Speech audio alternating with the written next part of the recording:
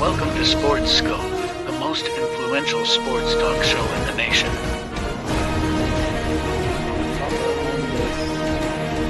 What is today, the 19th? Stay tuned for updates and great sports content.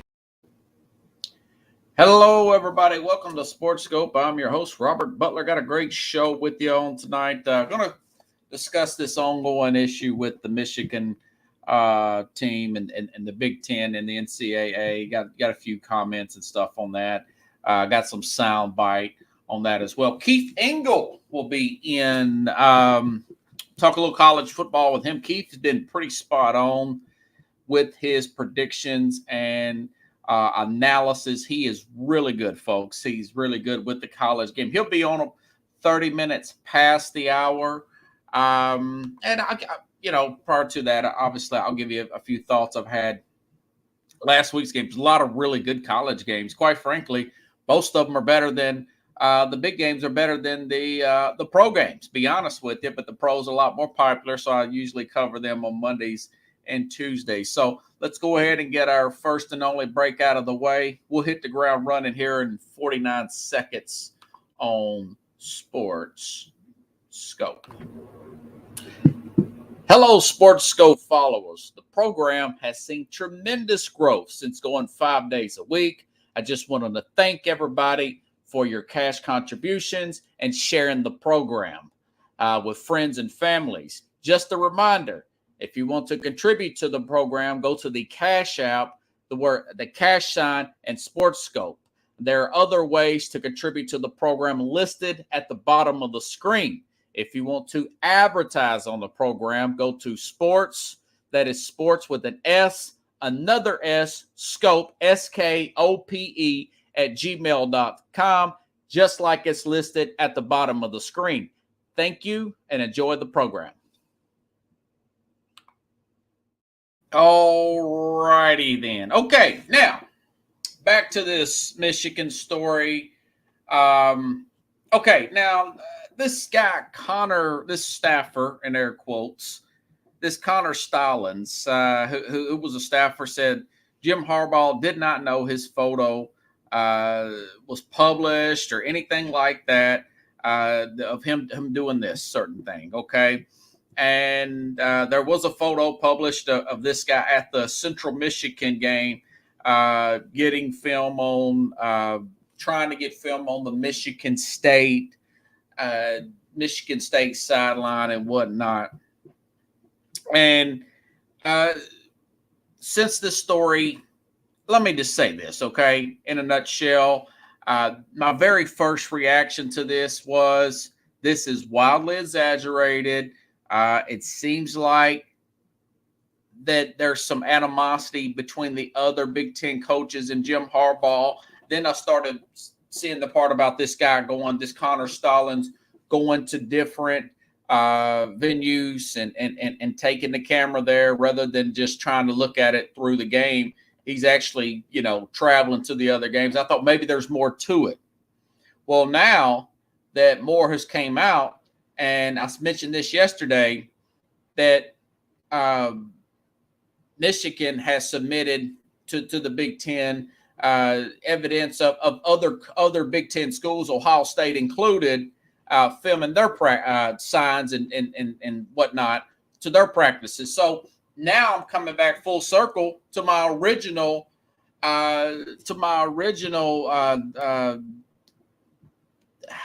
take, what if you want to call it, that this is exaggerated. This is exaggerated, and it does seem like that they're coming after Harbaugh. Okay, so like I said, other Big Ten coaches want conference commissioner to suspend Harbaugh. This was reported the other day. Here, they want them to suspend Harbaugh while the investigation is being conducted. And Michigan, now I read this today in The Athletic, Michigan says they will seek legal action if the Big Ten suspends Harbaugh before the NCAA investigation is completed. Okay. I was listening to a few bites. Now, of course, I was at work. I wouldn't listen to it when it came on. from Get Up. Now, there's two different takes here. Paul Feinbaum covers college football. I like Paul. I've talked to Paul Feinbaum. He is a big college football, mainly an SEC guy. I don't entirely agree with him on this, but I'll play his take on it. Maybe he knows something I don't, but like I said, I've been reading article after article on this thing today, trying to get to the bottom of it, because it seems like there's something coming up every day here. So let me go ahead and play this. Let me make sure it is 131. Let me see. Paul Feinbaum this morning on Get Up ESPN. I think all eyes, Greeny, are on the Big Ten Commissioner, Tony Petitti, because someone has to show some leadership here. Someone has to be an adult, because right now what we have in the Big Ten is what every conference commissioner fears, a food fight. We saw this 35 years ago in the Southwest Conference, and SMU ended up getting the death penalty, and the league was dissolved. So what can he do? He has to do something, I think, and what he is doing is investigating it. You don't want to rush to judgment, but I don't see how he can't rush to judgment. And based on the information that he's getting, and the sources are indicating that he doesn't suspend Jim Harbaugh indefinitely. I know that we've been through the machinations of the Big Ten policy, but that seems very likely. And without doing that, everything that happens from here on with the University of Michigan is going to be tainted. And I think that's the real issue here for college football. There's so many other things going wrong with the sport. There's so many allegations being levied. But can you imagine, Greeny, on January 8th, if Michigan wins the national championship and Jim Harbaugh is given that trophy, I think the rest of the sports world is going to turn its nose in disgust. And that's a real issue here. And I think what Petitti has to do is take a page from Roger Goodell, like it or not, and take control of this situation, because you can't obviously wait on the NCAA. We'll be waiting the rest of our lives for them to rule on this. Man, I love Feinbaum, but he is being way too hyperbolic, way too hyperbolic. And let me just say this. In the past, he has been questioned to be SEC biased. There's some truth to that, the Feinbaum. I don't know if he is trying to be dramatic or something, but he's went after Nick Saban before. Him and Nick Saban got into it on the air one time about him, Saban giving this guy a light punishment here, player. This is about 10 years ago. But Saban lit Paul Feinbaum up. Then he later apologized. But I'm kind of in the realm of Feinbaum. He's playing up for the cameras here, not unless he knows something through these sources I don't know, that the Athletic, which is usually all over these sort of things, and ESPN are saying otherwise. Okay, now here's something. This is pretty common. Here's Louis Riddick, former NFL scout, talking about the rules and stuff. Also, want to Get Up this morning. Pretty good insight. This is more of a reasonable take here on this Michigan situation. Sign stealing. Look, going back to the early 2000s when I was still involved in personnel in the NFL, before they had coach-to-player communications put into the helmet for defensive players in particular. I mean, sign stealing was a normal part of the protocol when it came to advanced scouting, and teams knew it. Everyone accepted it. Everyone knows it. Look, I have information at my home of what other teams did as far as what their signals were, and it was something that was actively used as games went along, and it was perfectly legal to do so. Now, if you then want to juxtapose that with what's going on here, look, the rules need to be obviously adhered to. If there were some protocols that were broken as far as advanced scouting procedures and you weren't allowed to send guys to games, whether or not Jim knew about it, he's going to have to take the fall for it. If they prove, in fact, that's what happened, whether or not you knew about it or not, it still falls under your purview, and you're going to face the consequences. Fine, go ahead, throw the book at him. Just make sure that it's ironclad as far as what the rules are. Don't have them be ambiguous. Don't leave them open to interpretation that you can then selectively apply it based upon what your own personal feelings are about the situation. Make sure it's something that you can uniformly go ahead and put and apply to everyone. But I'll tell you this, people need to stop getting up in arms about this whole, oh my God, people are stealing signals. I mean, come on now. Come on, be serious. Are we supposed to now, next not allow teams to go ahead and watch tape of the opposing team also? That information is out there. If you're allowed to go to a football game and scout another team like you used to be able to in the NFL, Right. and be able to have a binocular, look at the opposing team sideline, see what signals they're putting in there in terms of what personnel they're sending into the game and what kind of defenses they're running. And if you're allowed to do that and take down that information and everyone's doing it, then fine. Just make sure the rules are very clear and they can be objectively applied to everyone. Yeah, when it comes. Yeah, I mean, let's not get crazy here, But it's an ongoing thing, folks. I mean, I want to see if I had that bit. Okay, here we go. This is through The Athletic. Michigan sent documents to the Big Ten and the NCAA showing that Purdue, Ohio State, and Rutgers were sharing the Wolverine signs amongst staff members. Sources tell Nicole Auerbach and Bruce Feldman, who is really, really well connected within the league. So let's not get crazy here. Yeah. Innocent to proven guilty. That's what I agree with, Chad. Gotta prove money changed hands. Okay. If Michigan was Purdue and had 3 or 4 losses, this is not even a case. This is not even talked about, But now they're undefeated. A lot of people saying they're going to win the national championship. I think they can probably get there. I'm not sure if they can beat a Georgia and Alabama, but it just seems like there's just a lot of from how Jim Harbaugh is. There seems to be a lot of animus against him and a lot of exaggeration, if you ask me. That it would be a tragedy for them to suspend him indefinitely for something like this, and then find out nothing's happened, and then Michigan lose out on this season, And of course, the guy said he was already supposedly an employee and went on his own to do this stuff. So, we'll see how this thing plays out. It just feels like a bunch of nonsense to me. And of course, you would have to prove it. And he's already resigned and taken the fall here, this employee here. So it's not like that he's saying that it's not like he's saying, yeah, they did this to me. Bleep Michigan. Bleep it. No, that is not how it came out. So anyways, we'll let that thing play out the way just let it play out for what it may be. Maybe he gets suspended a few games next year and gets some kind of fine or something. I don't think what Paul Feinbaum was talking about, and SMU, he knows better than that.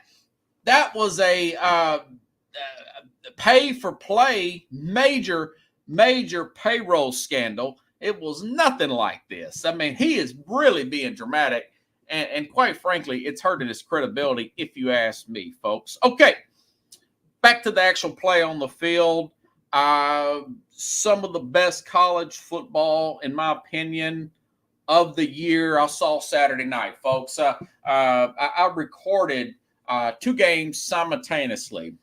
The Washington and USC game and LSU and Alabama. I got about an hour behind on both of them. I stayed up late because we had time change on Saturday night there. And I tell you what, 2 things can be true. Washington, Michael Penix, Caleb Williams with USC both played pretty well. I was more impressed with Penix than I was of Caleb Williams, who is predicted to be the first overall pick. Penix is the favorite, by the way, to win the Heisman. To win the Heisman coming up in December. Obviously, Caleb Williams is the defending Heisman champ, or whatever you want to call it. 52-42 there. I picked that game. I thought that Washington would win, cover that 2.5. And it was 75.5, the over and under, 52-42, 94 points. Great game. A lot of NFL scouts is what I heard that were at that stadium. Those Washington wide, I'll tell you what, those Washington wide receivers, I want to say Chad Johnson and TJ Houshmandzadeh in the late 90s both played for Oregon State. And they played well, went pretty far there. And we know what those players turned out to be for the Cincinnati Bengals. What's a coincidence? You know, two really good Pro Bowl level receivers. I got a feeling that these receivers here with Washington may not win the championship. They don't have the best defense in the world either. It's not as bad as USC. I expect them to lose. I like this 6'1" left-handed Michael Penix. He made a great throw to the corner of the end zone just before halftime. It was off the hook. That was very Joe Burrow-like. And I ain't saying he's Joe Burrow, but it was a great throw. Great throw there towards the end of the first half there. I think these guys, one of them was a Woozier. I can't remember the other guy's names there. That play. I think we could be talking about those receivers here in the next 5 years in the NFL, kind of like we talked about Jamar Chase and Justin Jefferson. By the way, it's a window for Justin Jefferson to get back playing again with Minnesota. Jamar Chase a little banged up, but these guys played on the same team together with Joe Burrow for that 2019 LSU team that looked just unstoppable offensively. The best offense I've ever seen. Just point after point after point on those teams there, led by Joe Burrow there. Jamar Chase and Justin Jefferson. You're kidding me. You're not kidding me. Like Tony Montana would say. And you know, LSU, I mean, you know, it looked like that Alabama could not stop Jaden Daniels until they knocked him out of the game in the second half. I tell you what, that was back and forth too. And I'll say this Jalen Monroe guy, he's kind of like the Lamar Jackson of college football. Totally wrote him off. Man, I saw him last year. It's like, this guy's way too raw. He's a well of an athlete. Jalen Monroe. Last year, he looked great in one game, but he was just running around all over the place. When he came in the Arkansas game, because Bryce Young got hurt. But once they lost to Texas early in the season, wrote him off. They put one of these other guys, Bo Simpson or whatever, off the bench there for the South Florida game, UCF game. The very next week, Alabama struggles but wins. And soon as they decided to put Monroe back in, he's gotten just a tad bit better every week with his reads. He knows when to run. He knows when not to run. He's staying out of the way. He's getting better every week. Another really good second half adjustment by Nick Saban. But those games are more exciting than watching the Jets offense, guys. Those are a lot more exciting than watching the Jets and Justin Herbert. I love Justin Herbert. Justin Herbert with the Chargers there. But both of those guys look good. Jaden Daniels, now he got hurt in that game. He's supposedly going to be back, possibly practicing. I think he had a concussion or something. One of the Alabama players laid him out there towards the end. Alabama goes on and wins and covers. But he's listed, Daniels is, folks, he's listed as also a potential first-round draft pick. And you know what? I may actually ask – I am going to ask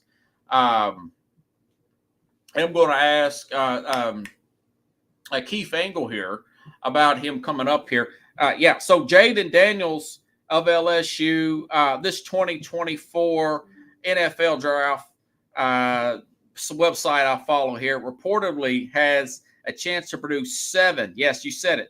You heard that right. 7 first-round quarterbacks, according to some NFL scouts. That would break the all-time record. 6 back in 1983.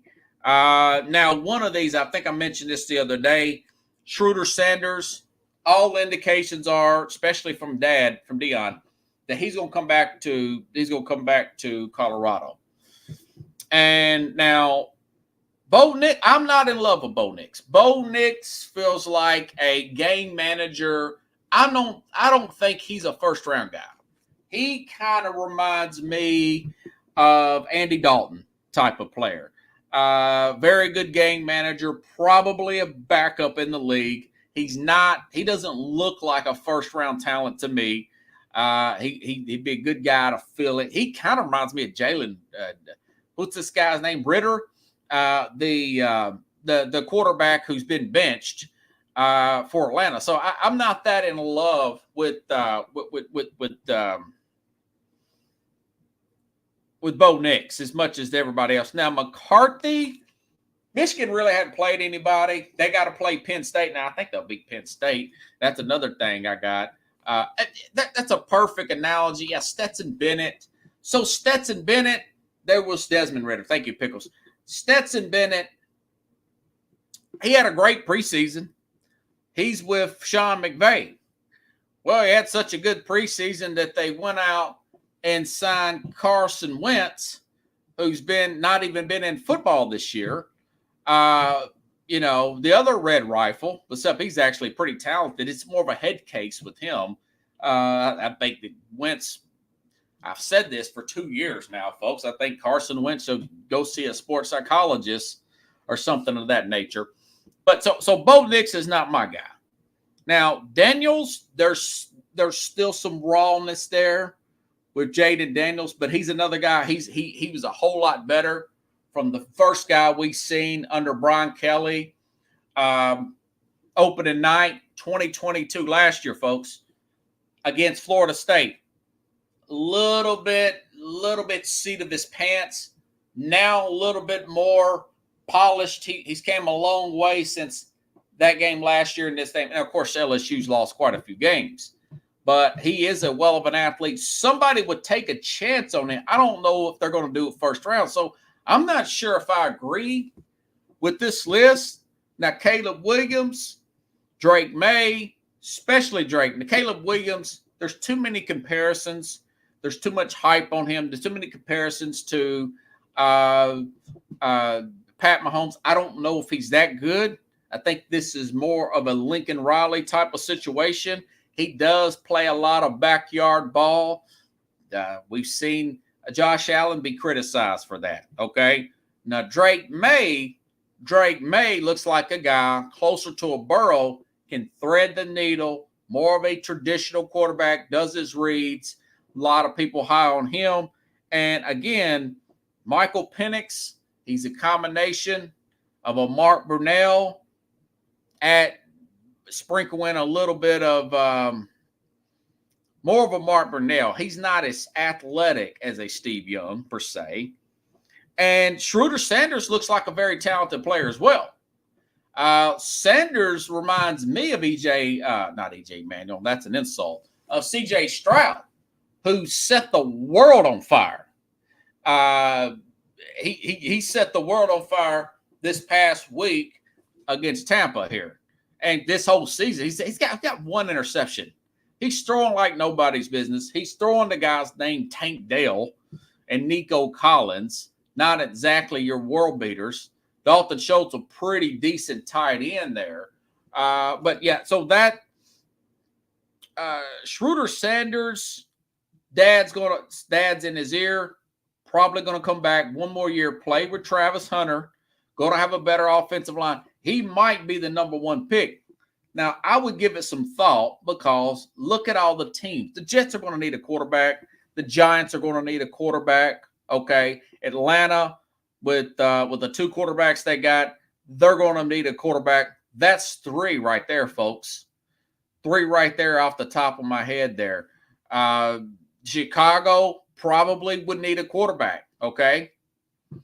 Maybe God knows what's going to happen in New England, with Mac Jones. Maybe they move off Mac Jones.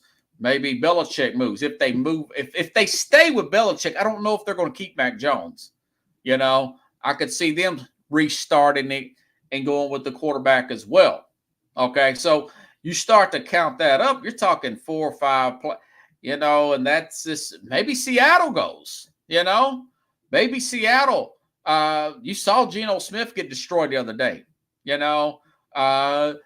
there's some people who are not really in love with Kenny Pickett. Some are blaming this is stuff I'm reading off the internet, of course. Some are blaming Matt Canada. Now I'm seeing fire Matt Canada signs up at college football games. It was on game day the other day. I was watching. So Canada's probably not going to survive the offensive coordinator. Pickett, more of a local hero guy because he went to University of Pittsburgh. He better take off. Now, he's had Mike Tomlin mentioned this the other day in a press conference. He said, listen, man, what does he do in the fourth quarter? And the guy said, well, he wins. Okay, well, there you go. So they might keep him another year. But then again, they might not. Maybe the Rams go with the quarterback, okay? So now you're starting to get into 6-7 teams right there. I don't know if I could play for Sean McVay. And here's a wild card for you. I think Brock Purdy is going to be fine. I think they're going to probably win this weekend, even though I'm a little concerned about Trent Williams because he hasn't came back. Now, Deebo Samuels came back. That's a big game coming up, by the way. Talk about this Friday with Carlos Mad New Yorker Chavez. We'll break down Jacksonville and San Francisco. So in Arizona, yes, Arizona with Michael Bidwell. Kyler Murray's going to play this weekend under this new offense with Jonathan Gannon here. I think they have a great matchup against Atlanta. It's in Arizona. Throw in Minnesota, folks. We're really starting to add up here. You're talking 6, 7, 8 teams now. NIL's not that good. If I could get some guaranteed money in the NFL, and also this post they mentioned even Quinn Ewers was reportedly sought to be in the first round conversation. I don't know about Quinn Ewers. Seems like a guy who he seems more of a developmental guy. Seems a little shaky as a pro. Hasn't wowed me as much. I know he had a good game against Alabama one, but he's already got hurt again, And Arch Manning is not even playing. It's the third string guy. So that's another question. I guess I could probably throw that one in with Keith Engel here. But these are a lot of guys here. And, I'm not an NFL guy. I don't know like this guy. Only what I look for is how fast a player can get rid of the football and how much touch he has on the ball and how calm he is in the pocket. Other words, 1,000, 2-1. Drake May gets rid of it quickly. I remember looking at that thinking, okay, I like that. And then when I watched the Ohio State game against Georgia, I saw that with C.J. Stroud. Now, Stroud didn't have that great a game against Michigan, though, But for the most part, he was throw, 1,000, 1,000. But guys that run around, they throw a pretty ball, but they run around all over the place. Usually those guys are more projects in the NFL.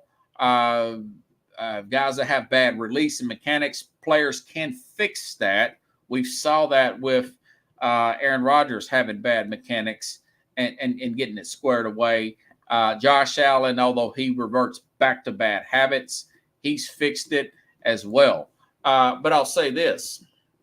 A lot of these guys got really high completion percentages, including their of a Michael Penix there and a McCarthy here. So it looks like the great Keith Engel is backstage, and I had to get up to my Keith Engel questions here. Hey, Keith, how you doing? Hello, Robert.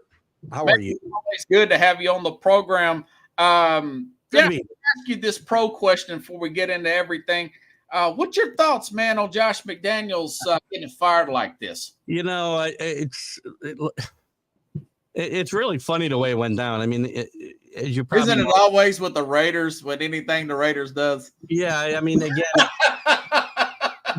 he lost the team basically the same way he did in Denver. They had a team meeting, team only meeting before or right after they lost on Monday night, I think, or no, before they lost on that Monday night. It was on the Thursday with Antonio Pierce. Yeah. He'd asked Antonio Pierce, who's on his staff, to kind of speak, and he kind of threw Josh under the bus by talking about the 2007 Giants to his team. Yeah. And when the word got back to him, supposedly about what was said and how they wanted him to change the way he was overcorrecting every mistake and just change the way he was going about his approach to coaching this team, he did exactly what they wanted. Basically came to practice and didn't do anything. Wow. And they showed up with a very lackluster performance in the last game. And Mark Davis heard what went on at this practice or this meeting and what happened at practice afterwards with Josh McDaniel basically checking out. Yeah. And said, enough's enough. And Josh will not be getting another head coaching job in the NFL. Okay, so you're sure. like me. You kind of get in a sense he's kind of the Matt Patricia type where he's not really got the people skills to be a head coach material, maybe. No, he doesn't. He's a great coordinator, and some guys are just great coordinators and not good head coaches because you got to be a CEO type, be able to delegate, and you got to be able to, unless you're a handful of guys who can get away with just not being a good people person. You can be that good a coach. He's not that good a coach to be able to do that. And it's very obvious he's not going to get another shot at a head coaching job. Do you think Belichick may work out a way to get him back in New England if there is a New England for Belichick next year? Yeah, well, that's up in the air as well. And, I've been in the camp that, Belichick would be able to dictate his own terms of his leaving New England. I do not think that's the case anymore. There's a decent chance if they play badly in Germany Sunday, he's not the coach anymore come Monday. Wow, man. I find it hard to believe they do it, but there's a bye week afterwards. If Gerard Mayo's their guy, like has been the rumor for 2 years now. Yeah. There'd be no better time to bring him in than after a bye week. And it's possible. I kind of think he'll make it to the end of the season, but I think it's over. I think he's lost the team myself. Man, watch what goes on there. I've defended him greatly. Yeah, me too. I'm running out of excuses. I can't do it anymore. I watch Mac Jones and I watch what they did to Mac Jones last year. They ruined this guy. Yeah, his confidence is just shot, and it's unfortunate because I think he had some potential, and I think that potential may have been wasted now. And I've got to blame Bill Belichick for that. I blame him for a lot of things that have gone on here. His failings as an executive and talent evaluator are bigger than his failings as a coach. But that's what caused his failings as a coach. Have you think that maybe has Kraft tried that already with Tate? We're going to have to go out and we're going to go back and get a GM here, Bill, or you think maybe that Bill's already dismissed that idea? I think it's probably, I would doubt. Oh, man. Bill Belichick, they put a hit out on Keith. Oh, there he is. Well, Belichick's monitoring. Right, he's getting to the good part, man. Belichick's monitoring my communication. I wouldn't doubt that it had been brought up in the building that, Bill, why don't we get some help in the front office, take a little pressure off you, in a passive aggressive way. But I think it's beyond that now. I think. Wow. I did think before the season, but this has turned out to be such a bad season. I thought if they struggled and didn't make the playoffs again, that Kraft might step in and say, Bill, you need to take one job or the other. Yeah. And hopefully it would be coach.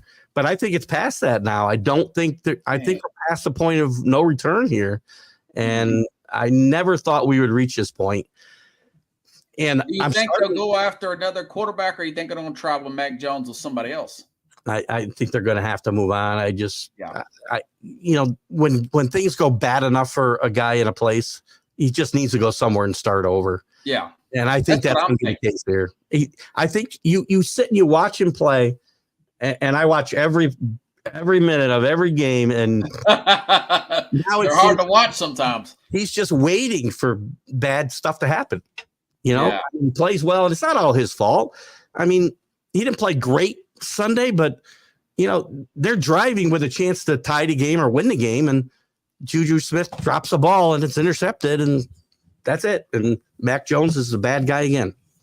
Well, there's a lot of quarterbacks. I was just looking at this list, man.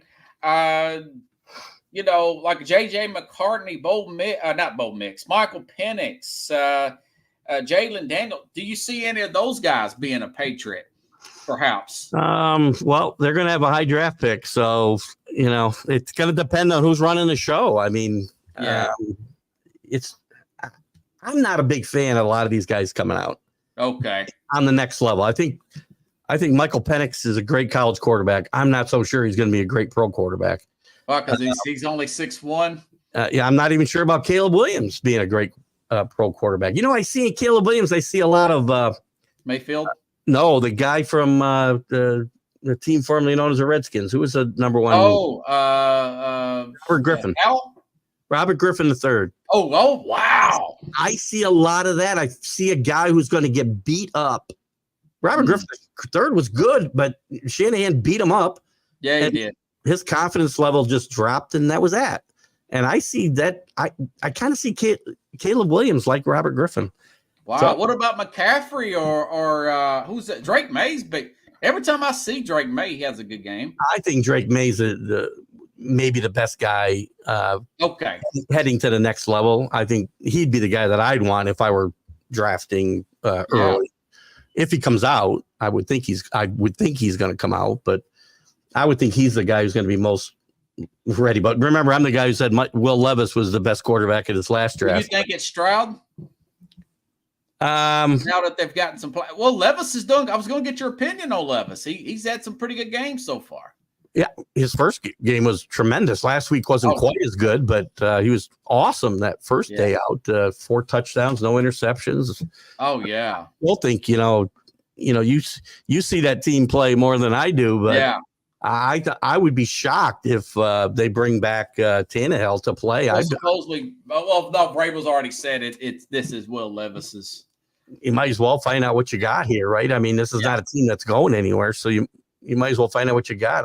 I just love the Will Levis's makeup. I wish he was in New England, but yeah. Well, we ain't had a guy down here since McNair, so everybody's been wishing and hoping, and it's not really. I was curious what your thoughts on that. What do you think about this Michigan situation? I'm curious about that.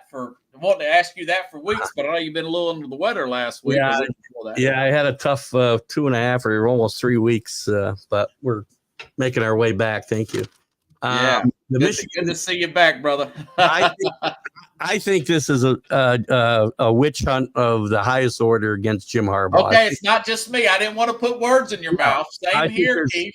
I think this is, look at the stuff that goes on. Everybody does this type of stuff.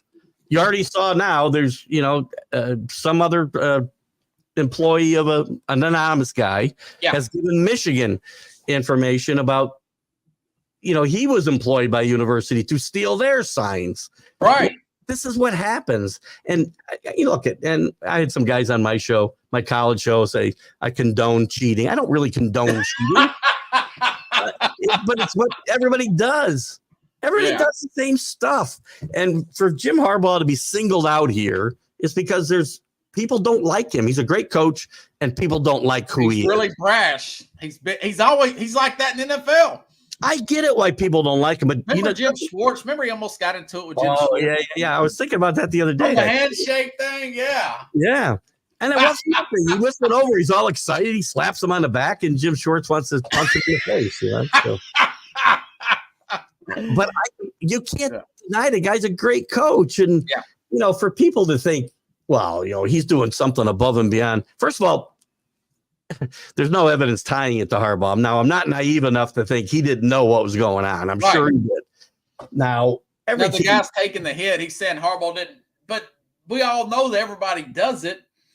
Maybe because the guy went to the games and he had the phone, whatever, do we really think Connor Stallion was the first guy ever to think up this right? thing? I doubt it. I don't think these guys are that smart. It's been going on for a long time. In NFL before the little microphones and the helmet thing. Well, the NCAA, again, just get in the 21st century and put the radios in the helmet, and you don't have this problem. I think they can afford it in the Power 5 is what Nick Saban says. I don't, they're over there holding up, pictures of giraffes to call the play. I mean, and then you just put the same giraffe every time for the same play. It's not hard to figure out what the plays are. But, anybody with these sign stealing things, whether it's football or baseball, I said the same thing with the Astros. Yeah. It's much ado about nothing. Everybody's doing the same thing. You talk about they had like electrical stuff though, didn't they?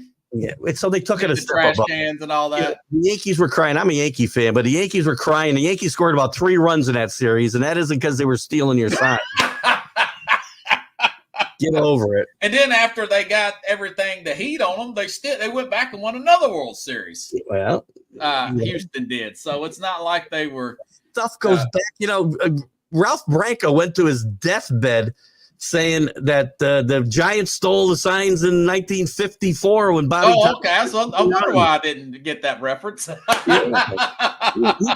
his deathbed, he was saying they knew the signs in that famous playoff game when he hit the home run. Signs everywhere. Signs going on forever. Tom Brady and footballs. You think nobody else was manipulating footballs? Come on. Oh yeah. Well, he played better after they got caught. It's funny. They'll go, all the guys who are on top, you want to knock down. That's what we do this. We build guys up just so we can knock them down. You don't see them going to any of the crappy teams. And Does Michigan run with this and win a national championship? Because does this give them an edge? They've had such an easy schedule up to this point. Well, it's tougher this week. They got Penn State this week, so it's going to get tougher. By the way, I want to congratulate you. You called Penn State. You told me on this program months ago, you said, man, these guys cannot get that ball up the field. And you was was that the worst offensive game plan you've ever seen? Penn State, Ohio State, go back a few weeks, Keith. Horrible. Oh my God. It makes me think about, James Franklin, like maybe he's ran his course up there, man. Having a game plan like that. He's a great coach against everybody except Ohio State and Michigan. He's 4-18, I think, now against Ohio State and Michigan. Probably about like Jeff Fisher in his later days. I mean, running the ball up the middle, it's like they're afraid to call anything over 10 yards with that kid. He gets this game at home Saturday, so he's got that going for him. It'll be a whiteout, right? But as long as James Franklin's coaching that team, I think Michigan wins. Michigan should destroy. I mean, Pickle says Keith knows college football. Great call there, man.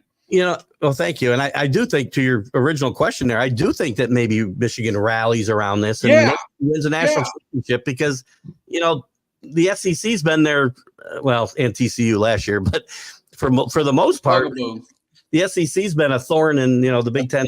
But they're not as good. They're getting better. Georgia and Alabama are both getting better as the season goes on. But this is the year. If Michigan's going to win, this is a year. Yeah, I like them too, man. Against Penn State there, and I think Harbaugh likes this us against the world thing. I think he plays that up. He feeds off this, don't he? Yeah, and I think as long as he's there to do that, because if he gets suspended, I still think you'll see him on the sideline. Because if he gets suspended, there's going to be lawsuits, and then there'll be That's what I read. Yeah. Michigan said they will sue legal action if the Big Ten jumps ahead of the NCAA and says we're going to suspend him indefinitely. Yeah, it could happen, but I think you'll see him on the sideline for the rest of the year. And then do you think he'll take the Bears job if it came available? They might. Picks? I think where I think he fits Oakland pretty well. I think Oakland he'd look. Really Vegas. I'm sorry. Yes, Vegas. Sorry. Oh God, Lee. Mark Davis. I did the math the other day, man. 12 coaches in 20 years in Vegas for the Raiders. That's crazy. Since John Gruden left the first time, the dad went a little nuts, hiring Lane Kiffin, 34-year-old offensive coordinator from USC. Remember that? Yeah, that was a bad move for sure. Marcus Russell thought he was going to be all world. Oh, God. Terrible. The guy they should have kept was Bisaccia, I think it's his name. Yeah, Rich Bisaccia. The guy who took over interim when they fired who was the coach? He Gruden. resigned or whatever. Yeah. Yeah, it was when Gruden got fired. Yeah. I think he coached them to the playoffs, didn't he? Yeah. And, and they pushed Cincinnati pretty hard. Yeah. And Cincinnati got to the Super Bowl that year. Yeah, and that's the guy they should have kept. They have no clue why they didn't. And here we are, and they're right where they normally are, nowhere. Mark Davis, his plan is whatever he feels like that morning. $80 million to former coaches, what I read. I mean, maybe $40 million to Dan McDaniels, man. I mean, golly. Talk about right place, right time. Maybe that haircut just cramps his brain or something. I don't know. That is like that goofy haircut, like Jamie always talking about, is something else. So what happened to Oklahoma? I said, who had Oklahoma? Now, last time I talked, they've lost 2 now since the last time I've talked to you. Well, the defense was playing well early in the year and just stopped playing well against Kansas. That was a big surprise. Last week's game was not as big a surprise to me. In the last Bedlam, I think Oklahoma State's been playing some really good football. Yeah. They're 7-2. They're on track to play in the Big 12 championship game with Texas. So Oklahoma's out. Oh, wow. And Oklahoma State's playing great. And the sad part, again, one of the sad parts about this whole realignment situation is a 100-year rivalry like Oklahoma State and That's Oklahoma. right. They go to the SEC next year. We do not know when they'll play another Bedlam. It might be a decade. Who knows? So, and that's really sad.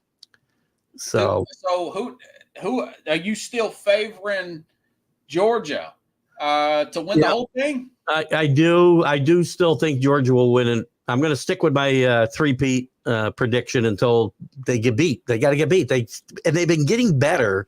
Yeah. Every week in my mind. They played a really good Missouri team last week, and that was think about that game. That was tight the whole game. It was a tight game. Missouri been playing very well. Georgia's defense slowed down. They got a high-powered offense. Missouri. They play much better at home, but they got nothing to be ashamed of from what they did last week. But Georgia's getting better. Their defense is getting better in big moments. Beck is playing well, not making mistakes to hurt them. This guy, they're missing maybe the best player in college football the last few hours, yeah. And they don't seem to have missed a beat. He's running in practice today, by the way. So wow, they're hoping to get him back here in a couple of weeks. You know something? What about Alabama getting better? Bama's another team that's gotten better since they just got by South Florida. Ever since that game when they benched Milroe, he's come back. He's been getting better every week, and it's not your classic great Alabama team by any stretch, right? But they've gotten better in my mind in every phase of the game. And Milroe has become a really good quarterback that they can count on. He throws a deep ball really well. Yeah. And look at you got the greatest college football coach of all time. Yeah. And they just weren't going to go 7-5. Those great second half adjustments. I'm really hyped up for. It looks like Alabama, Georgia in the SEC championship game.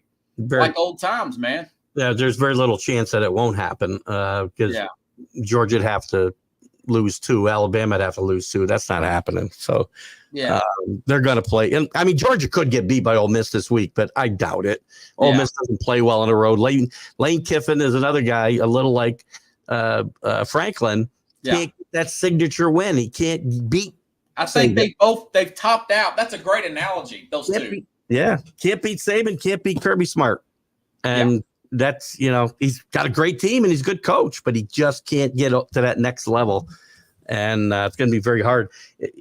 I think they might have had a better shot this week if they were still alive to win their division and get to the SEC championship game. But they're not officially eliminated. But like I said, Bama's not going to lose 2 games. And they've got for all intents and purposes, they got a 2-game lead on Mississippi. So I think Mississippi will lose this week. I think listen, there's not a good chance. There's a chance the SEC doesn't even get a representative in the playoff this year. Think about this. If Alabama wins out and beats Georgia, Washington stays undefeated, Florida State stays undefeated, either Ohio State or Michigan's undefeated. That's 3 spots right there. Texas wins the Big 12 with 1 loss. You got Alabama and Texas with one loss.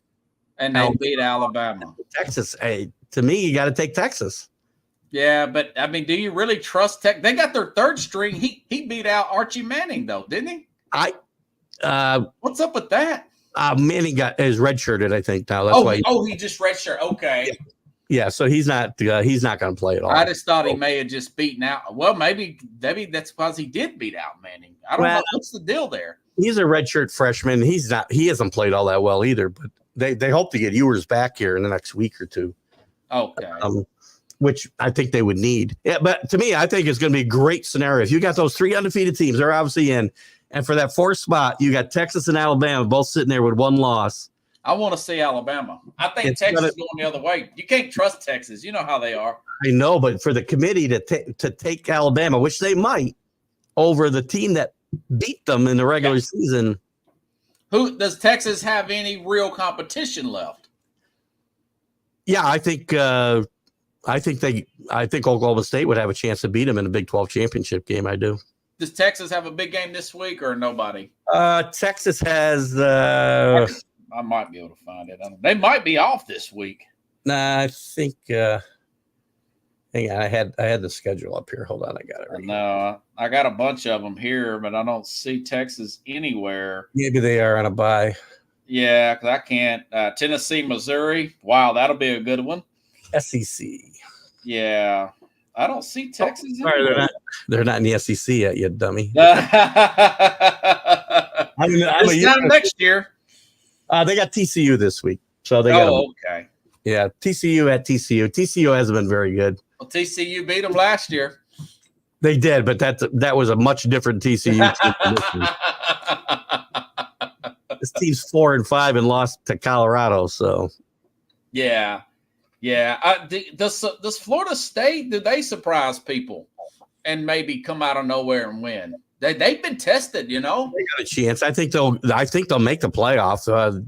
They'll probably play Louisville in the ACC championship game, would be my guess. And if they come out of there, they're definitely going to be in the playoff. I got a good shot at 3 of my picks. I had Ohio State, Georgia, Florida State, and Oklahoma. I picked it for the Final Four early in the year. 2 now. I had Clemson, what the heck happened to them? Dabo doesn't want to adapt, does he? No, Dabo could turn this around in a minute if he just, again, I'm not a big fan of the transfer portal either. I'm not a big fan of NIL, but I'm also not Dabo Sweeney with one of the best programs in the country. You can't just ignore it when everybody else is doing it. Man. He would embrace the transfer portal. He put that team back near the top in a year. Hopefully he learned his lesson. I mean, that was a big win over Notre Dame last week, but 4 losses is a disappointment for Dabo, No, this is huge. I mean, this team was looking at, falling below 500 if they lost that game, and it's been a slow decline, but he needs to, you're right. Adapt is the right word. He just doesn't want to do it. He doesn't believe in it, but it's proven you cannot win if you don't take advantage of what everybody else is doing. Do you think that maybe a pro team will recruit Lincoln Riley if you put him with a real defensive coordinator, a real GM, because of his offensive? He's kind of got some Sean McVay tendencies. Yeah. He's not really working out in USC, man. No, I could see him going to the next level. He strikes me as that type of guy, not the rah-rah college guy that, is going to stay there forever. Fired his defensive coordinator last week. About 8 games too late because Alex Grinch, has been a problem there. I don't know why he brought him with him from Oklahoma. I mean, their defense at Oklahoma was no good. Like I was telling my audience, that it's going to be a lateral move from Oklahoma to USC. Actually, their defense got worse. Yeah. Why he brought Alex Grinch with him, I have no idea. And their defense, you're right. Their defense this year is worse than their defense last year, and I cannot believe it would even be possible. But, man, that was a great game. Did you watch that Washington game last week? I kind of fell asleep because it got late. But okay.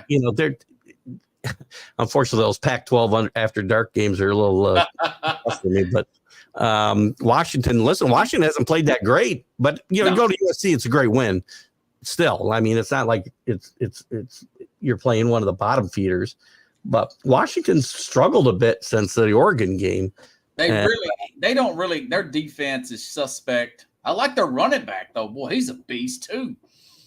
Yeah, I like a lot about that team, but I don't know.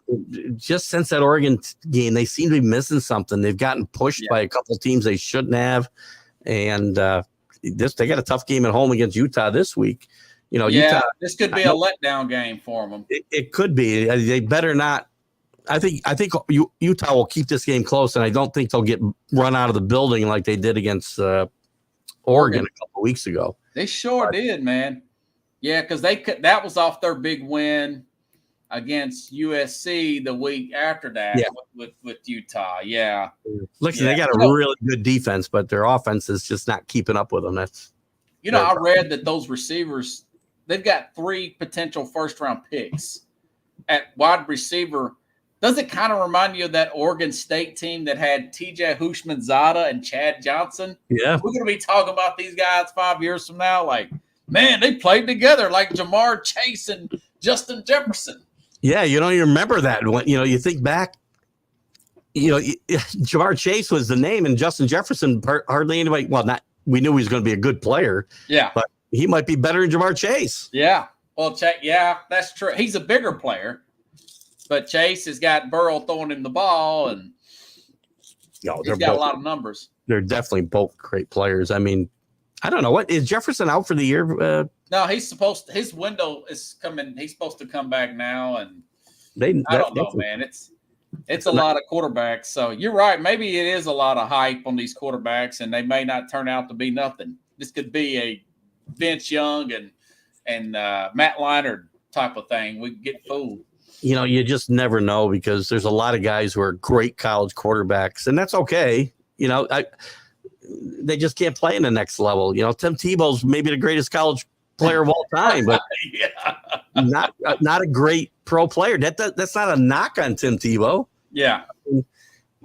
Because he looked like John Elway. He just didn't have the release of John Elway. Yeah. I mean, I could get the ball rid of the ball quicker than Tim Tebow. Yeah, he just held it around and just because he looks like, you've seen him lately, man. He's bulked up. He looks like a professional wrestler, for crying out loud. Bodybuilder. Yeah. Played baseball. Remember, he's playing with the Jets I think they were putting him on special teams and stuff, he was with the Patriots for about 10 minutes too, I think. Michael says that Josh Dobbs the next Marino. Yeah. Listen. That's a tongue in cheek there. Listen, O'Donnell is the greatest coach of all time if he finds a way to make the playoffs with this guy as his quarterback. Right. You know what? That game, I blame more the defensive staff of the staff and the coaching staff and the personnel of Atlanta. Yeah. For letting him just run like that, knowing he probably didn't have enough chemistry with those, receivers there. I don't know if you saw that. That's unbelievable. Yeah, I don't even know how much could the playbook could even learn in like 3 days. They didn't know anybody's name. They're probably, okay, you run the end, you run the fade. Or drawing plays in the dirt. Yeah. Right? Well, they got somebody, I think it was, the guy that used to be the quarterback for the Jets. Hispanic guy, used to play USC. Mark Sanchez. Yeah, Sanchez was like, he had a similar situation. He's like, the guy's just telling me the whole play in my helmet.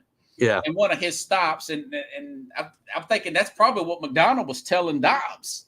Dobbs is so smart. He's like, okay, I know exactly what you're saying. Boom, boom, boom. Yeah. But the Falcons are letting him run to the sideline, man. I'm like, dude, do you have anybody? Put a safety back there or something. It was embarrassing, man. I think Arthur Smith, that may cost him his job if they miss the playoffs. Have you ever seen? There's just a lot of bad teams in the NFL this year. A lot. Yeah, those college games are more exciting, if you ask me. I've said for a long time, Saturdays are more exciting than Sundays. I like the NFL. Don't get me wrong. Yeah. The energy and the excitement on Saturdays kills Sunday. I don't know if you probably caught this because you catch stuff, but I just caught this a few weeks ago.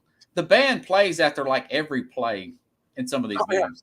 Oh, yeah, they're constantly. These kids are they're wore out, man. Yeah. Yeah, they're working harder than the players. For crying out loud. Imagine that Tuba player's got to keep getting up and down Yeah. and doing that thing. I was talking to a friend of mine. I said, it just dawned on me. It's not just after every touchdown, after every play, not every big play.